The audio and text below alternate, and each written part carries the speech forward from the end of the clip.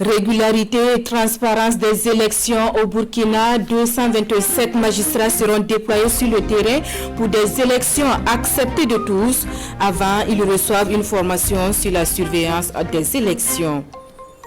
Sur ce processus électoral en cours, nous donnerons la parole à deux catégories de personnes, les enfants et les populations du milieu rural, un député et un président vus par ces catégories de personnes, des sujets à suivre dans quelques instants. Et puis Amadou Toumani Touré n'est plus. L'homme qui aura dirigé le Mali pendant une dizaine d'années a tiré sa révérence dans la nuit d'hier à aujourd'hui des suites de crise cardiaque. Retour sur son parcours en fin de journal. Merci de nous recevoir à chez vous. Il est l'organe en charge de la régularité et de la transparence des élections au Burkina. Le Conseil constitutionnel, puisque c'est de lui qu'il s'agit, se donne les moyens pour réussir sa mission. Ces délégués qui seront ses yeux et ses oreilles dans toutes les régions du Burkina sont en formation depuis ce matin à Ouagadougou. Compte rendu de l'ouverture des travaux avec Adama Guiti et Marguerite Douagneau. S'approprier le nouveau code électoral, se familiariser avec le processus de contrôle des élections afin de remplir pleinement leur mission le jour du scrutin, c'est ce à quoi vont s'atteler ces délégués du Conseil constitutionnel à cette séance de formation. Magistrats professionnels, les délégués viennent prêter main forte au Conseil constitutionnel dans le contrôle des élections du 22 novembre prochain. L'essentiel de leur mission sur le terrain, c'est d'être les yeux du Conseil constitutionnel.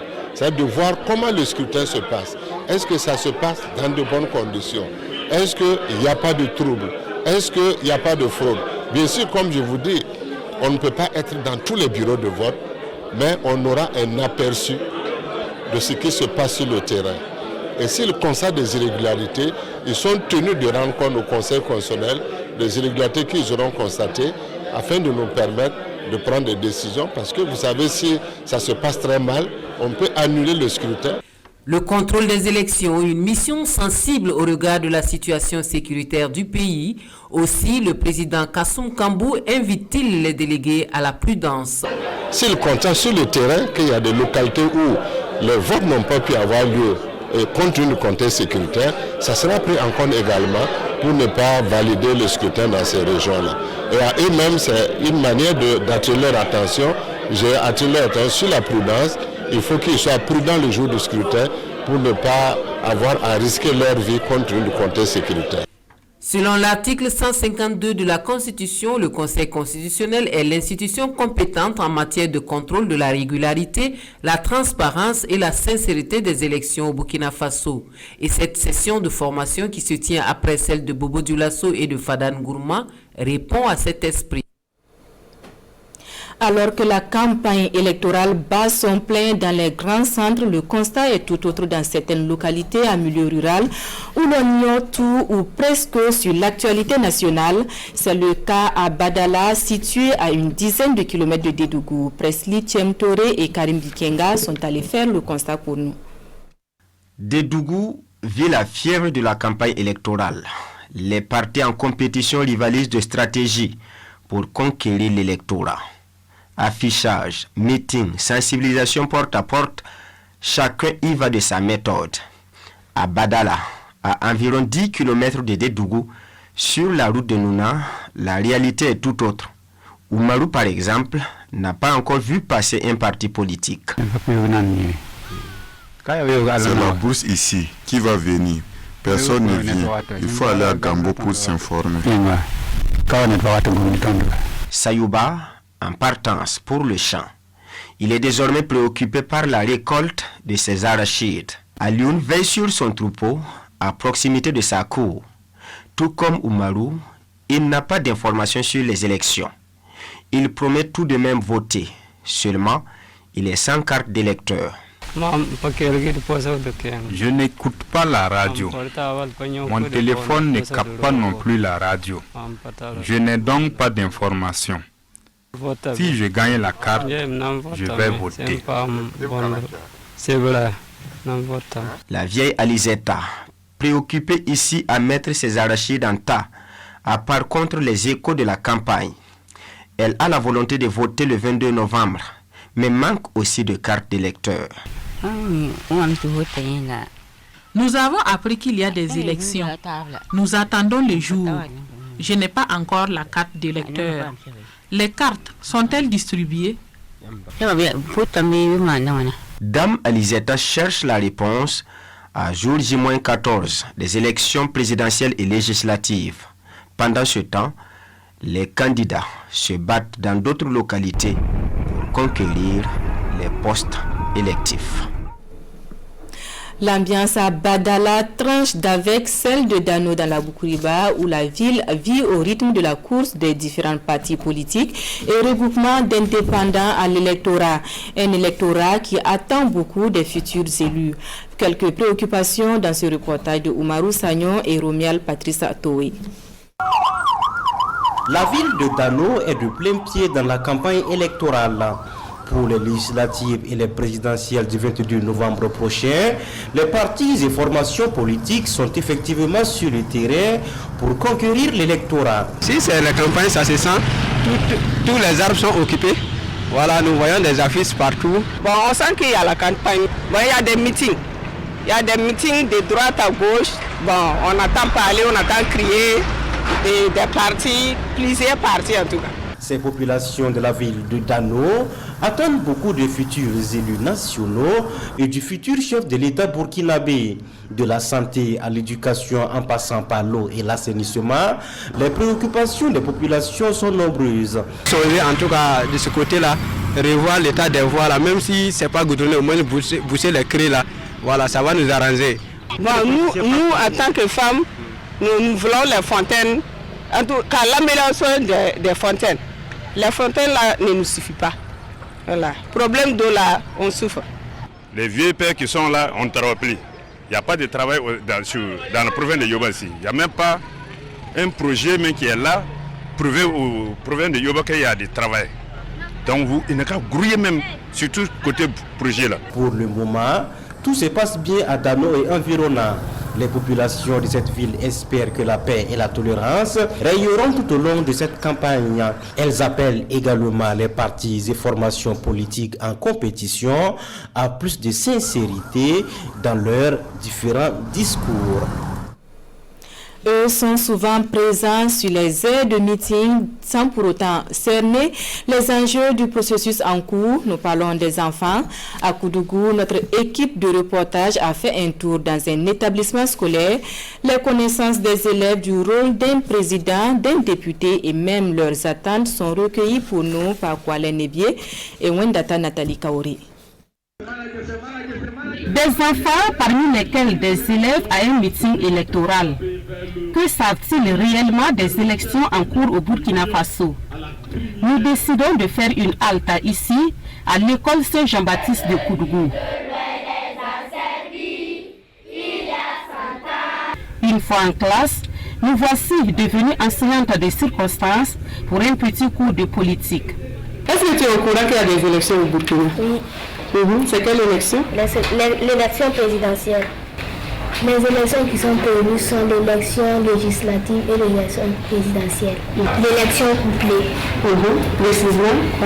C'est une élection législative et une élection présidentielle. Passons à la prochaine question. C'est quoi le rôle d'un président et celui d'un député? Le travail d'un président, c'est de s'occuper de son pays. Et le député, quel est son travail? Si quelqu'un veut un travail, il dit, et le député parle, dit au président. Tu sais ce que c'est que le travail d'un président? Oui. Quel est son travail? Il dirige mieux son pays. Et le député, quel est son rôle? Si le Burkina veut quelque chose, le député parle et dit à Roc. Est-ce que tu connais le travail d'un président? Oui. Quel est son travail? Il gouverne le pays. Et le député? Il vote les lois. Ici, des intentions se manifestent, qui pour devenir député, qui pour occuper le fauteuil présidentiel plus tard. En attendant, voici leurs attentes vis-à-vis du prochain président et des futurs députés à l'Assemblée nationale. Le député pourrait faire une autre loi qui stipule de faire et puis tous les enfants devront porter des taches-nez. Le prochain président peut garder les orphelins parce qu'ils n'ont pas de parents. Et il peut les scolariser à l'école parce qu'ils n'ont pas la chance de venir à l'école comme nous. Lutter contre la désertification, construire des hôpitaux, lutter contre la dégradation des animaux. Je veux que le prochain président construise plus d'écoles, qu'il prenne en charge les élèves du privé comme les élèves du public. Des enfants qui s'intéressent à la chose politique, les juristes rassurent que rien ne l'interdit. Les enfants peuvent même participer à des activités politiques, mais à condition que les tâches à eux confiées ne soient pas immorales, sous la contrainte ou au-dessus de leurs capacités physiques. Tout autre chose à présent et nous parlons d'accès à l'eau potable, assainissement et gestion durable des ressources en eau. Le ministère en charge de la question se dote d'une stratégie nationale couvrant la période 2021-2025. La stratégie et son plan d'action en cours de validation devraient permettre une synergie d'action entre public et privé afin de relever les défis d'accès universel à l'eau potable et l'assainissement au Burkina Faso. Rasmane Zoundi et Sekou Zongo. Afin de renforcer les politiques de l'eau et de l'assainissement au Burkina Faso, les acteurs du secteur adoptent ici un projet de validation de la stratégie nationale de l'eau 2021-2025 et de la mise en œuvre de son plan d'action pour une durée de 3 ans. Une adoption qui vise à favoriser plus de synergie et de cohérence dans les investissements publics-privés. Avant d'élaborer ce document, il y a une étude diagnostique qui a été faite au niveau du sous-secteur qui a montré qu'il y a eu beaucoup d'acquis, mais aussi a révélé certaines insuffisances. Donc ce nouveau document que nous sommes en train d'adopter ce matin, d'examiner ce matin, va nous permettre de passer en revue tout ce qu'il y a comme proposition pour préserver les acquis. Une vision stratégique qui ambitionne assurer un accès durable à l'eau et à l'assainissement pour tous dans un environnement de changement climatique et assurer une gestion durable des ressources en eau. Nous voulons mieux gérer cette ressource-là. Ça, c'est des orientations. Et pour mieux les gérer, nous pensons que nous devons organiser la population à la base. Nous pensons que nous devons approcher tous les acteurs intervenants. Les gens nous disent, OK, votre façon de faire convient effectivement pour atteindre les objectifs. En matière d'assainissement, nous disons par exemple comme orientation, nous ne voulons pas forcément que l'État creuse les WC pour les gens, mais que l'État actionne dans la sensibilisation. Pour satisfaire et améliorer les besoins des populations en eau potable, il est donc nécessaire de renforcer une bonne gouvernance et accroître la mobilisation des financements. La télé-réalité de la chaîne privée BF1 portant sur l'entrepreneuriat des jeunes a livré son verdict ce week-end. Sur une centaine de jeunes au départ, 4 porteurs de projets pertinents ont été retenus et récompensés. Les temps forts de la soirée avec Souleymane Sanou et Mariama Tamboura. 15 millions de francs CFA, c'est le prix de l'emploi sans menuiserie, la pépite d'or 2020 de l'émission de télé-réalité La Pépite d'entreprise de la chaîne privée BF1. C'est une émission consacrée à la valorisation et au développement de l'entrepreneuriat au Burkina Faso. Ils étaient 100 jeunes au départ à confronter leurs idées et projets aux jurés. 4 ont été retenus pour la finale. À partir de là, l'entreprise, petit à petit, va grandir et voilà un jour aussi employer des milliers et des milliers de jeunes de Burkinabé. L'ambition des initiateurs de l'émission est d'accompagner les jeunes entrepreneurs pour qu'ils soient prêts à impacter l'économie du Burkina et du monde. Ces jeunes ont reçu des formations, des coachings qui leur ont valu la place d'entrepreneur avec des entreprises viables aujourd'hui. C'est un pari gagné. Une première saison pour un coup de serre. Nous sommes tentés de dire que c'est un coup de maître, pas pour tomber dans l'autocongratulation, mais il y a de réels motifs de satisfaction. Nous, Burkinabés, on a tendance à voir avant d'y croire. Maintenant que vous aviez vu, vous, jeunesse du Burkinabé, croyez-y à vos projets et quand vous attendez qu'il y ait une compétition d'entrepreneuriat ou un financement d'entrepreneuriat, allez-y postuler. Un message à l'endroit des jeunes pour encourager, donner de l'espoir et de la motivation afin qu'ils aient une chance de réaliser leurs projets. La 2e édition est déjà lancée avec de nouveaux défis à relever selon les promoteurs. Rideau également sur la deuxième édition de la foire régionale du Sahel, une foire qui aurait permis de mettre en lumière les produits du savoir-faire local, mais aussi de récompenser les plus méritants. L'ambition était de renforcer la résilience des populations de la région à fort défi sécuritaire. Albert Nébier et Lazare Sanou. Quand les rideaux sont tombés sur la deuxième édition de la foire régionale des artisans du Sahel, plusieurs artisans ont vu leur mérite récompensé. Des attestations et des prix allant de 30 000 à 50 000 francs CFA en reconnaissance aux acteurs pour leur mérite. On a eu des gens et puis on va augmenter notre travail et puis on a eu échangé des numéros pour vendre les choses entre nous. Vraiment, les foires, il était bon, il était bien passé. On est content. J'ai vendu, j'ai eu les clients même. C'est une bonne opportunité. Parce que grâce à ces foires, on a eu des échanges avec les autres artistes. On a eu beaucoup à discuter sur ça.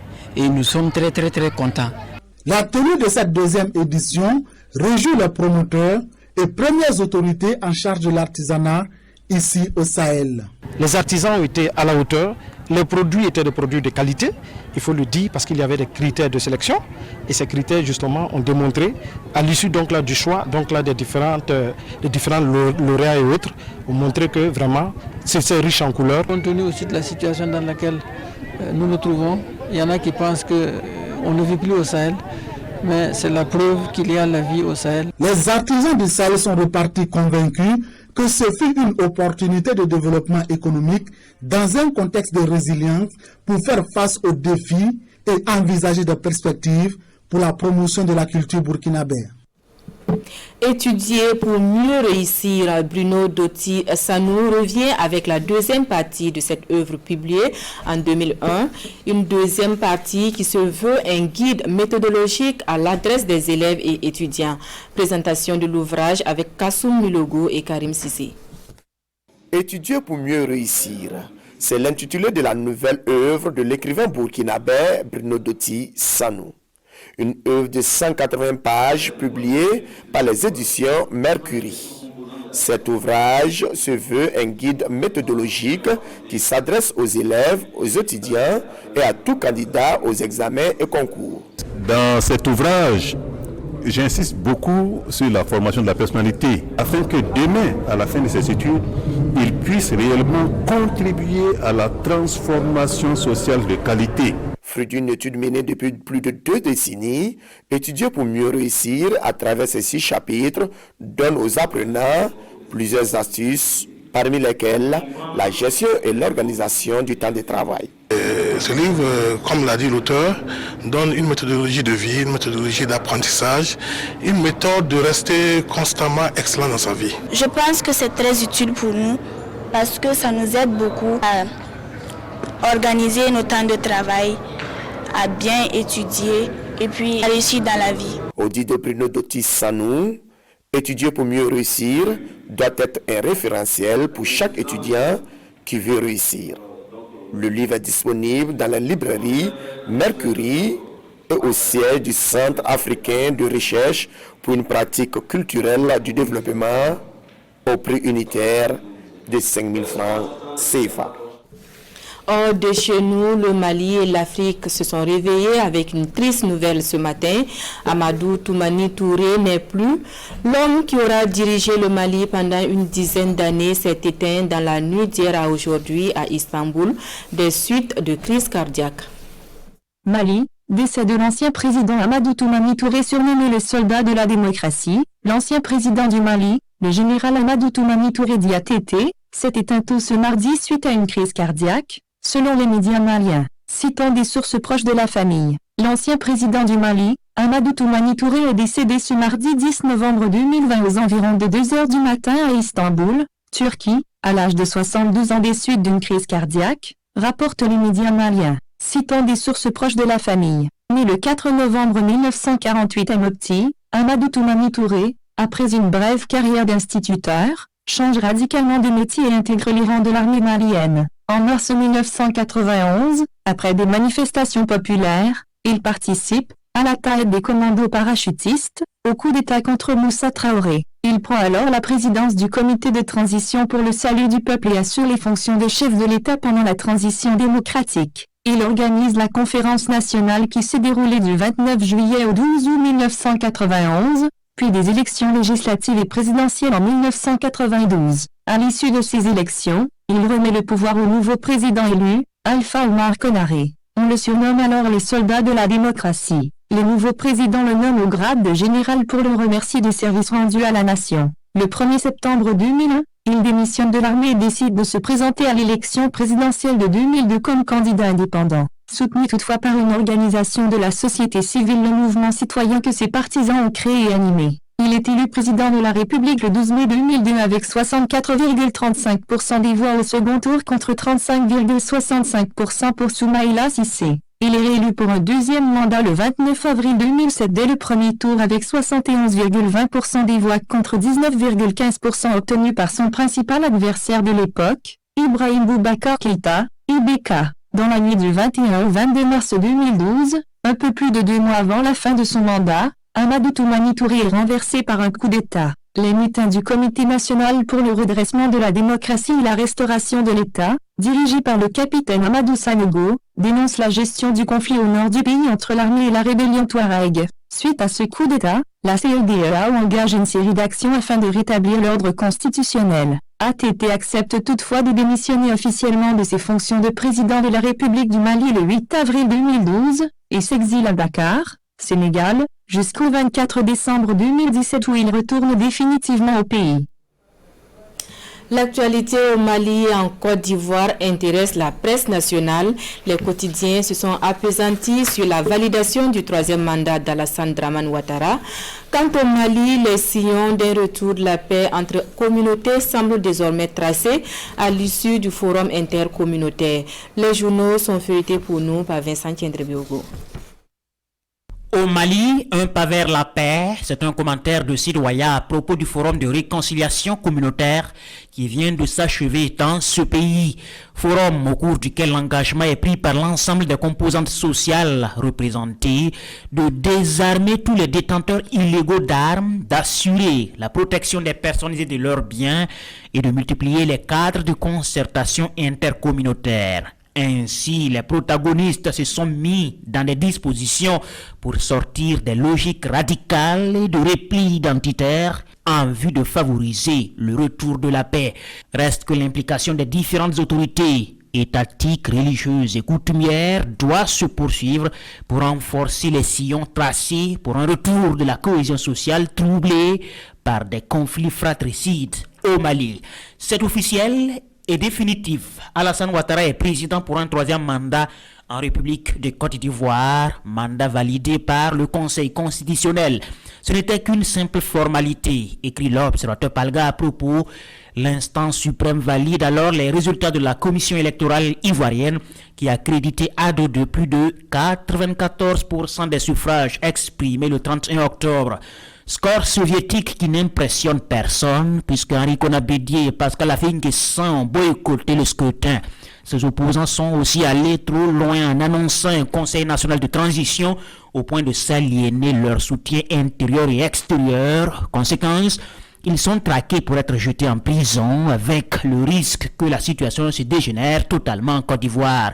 Et tout ça pour un malheureux 3e mandat auquel Alassane Ouattara n'a pas su renoncer. Pour aujourd'hui au Faso, la présidentielle d'octobre a été estampillée sous l'autorité de la chose votée au regard des gestes de la communauté internationale. Des ambassadeurs d'Angola, d'Allemagne et de France ont présenté leur lettre de créance à Ouattara avant même la confirmation de sa réélection. Et quand l'ambassadeur de l'UE invite l'opposition à renoncer à leur action et à négocier avec Ouattara, c'était une reconnaissance de fait, conclut aujourd'hui au Faso.